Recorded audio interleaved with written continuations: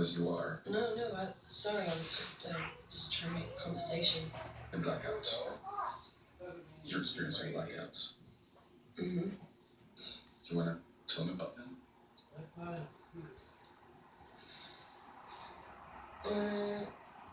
Well, when I wake up and when someone tells me what I've done,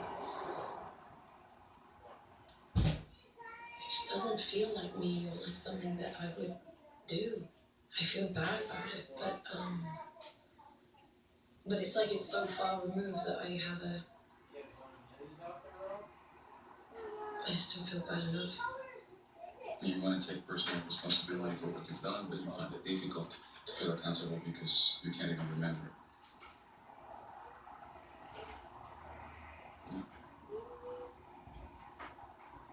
Yeah. So, Rachel,